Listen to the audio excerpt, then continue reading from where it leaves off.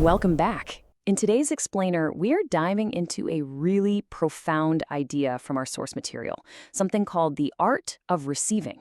It's a total game changer for how you might think about learning, wisdom, and, well, your place in the universe. So let's get right into it. So our source kicks things off with this quote, and honestly, it just perfectly sets the stage. The point isn't about whether wisdom, the light, is available. It is. The real question is about our own ability to actually take it in, to absorb it. It's such a simple but powerful image, and it's really the key to everything we're going to talk about. So let's start with that first big metaphor, the sun. The source uses it as this perfect example of a constant, universal source of energy and light. It's just there. It's available to absolutely everyone, no exceptions. And here's where the contrast becomes so important.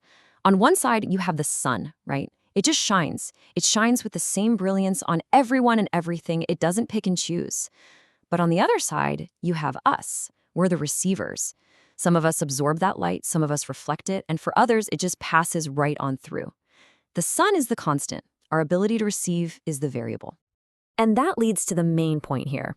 If the source is exactly the same for everybody, then the only thing that can possibly explain our different experiences is us. The difference is in the receiver. That's a huge shift, right? It takes us from blaming the source or waiting for a better one to looking inward at our own capacity to receive. Now let's see how this idea gets even bigger.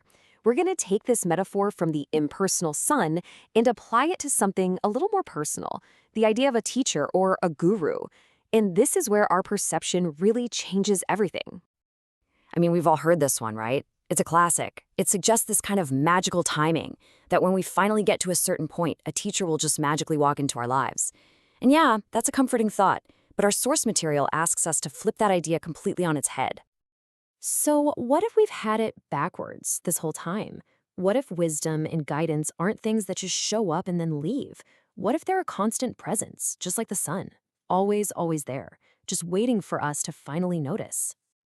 You see, the guru doesn't suddenly materialize out of thin air.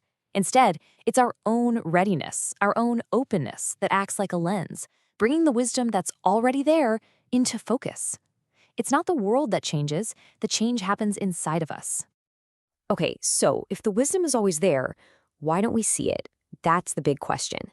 This next part gets to the very heart of the problem.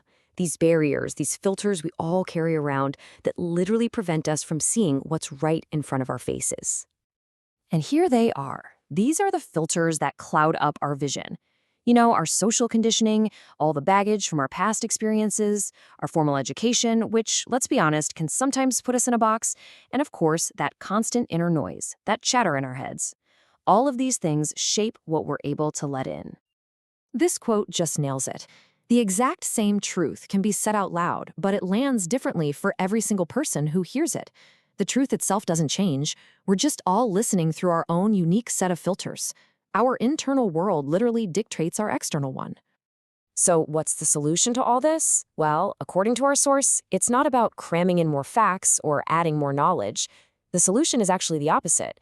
It's to empty ourselves out, to become what it calls an empty vessel.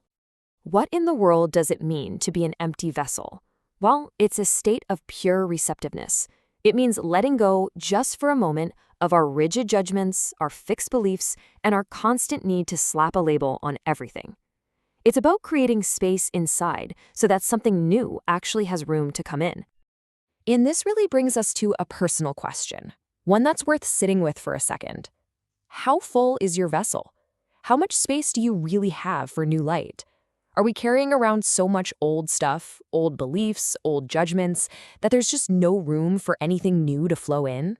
Because when you do start to cultivate this emptiness, this receptivity, oh man, the world starts to look totally different. This next part is all about the incredible transformation that happens when you're finally, truly ready to receive. This is the beautiful result of all this.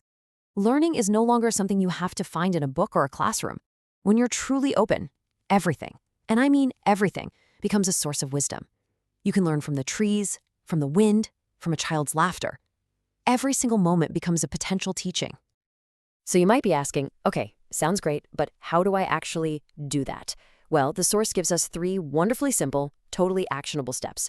First, practice being a good listener, not just waiting for your turn to talk, but really, truly hearing. Second, do the work to become that empty vessel we just talked about. And third, consciously make yourself available to whatever the universe might have to offer. And in the end, the core message is this simple. You don't need to struggle. You don't need to frantically search for wisdom. The light, the sun, the guru, it's already here. It has always been shining. Your only job is to open your own windows and get ready to receive it. What a powerful thought to leave with.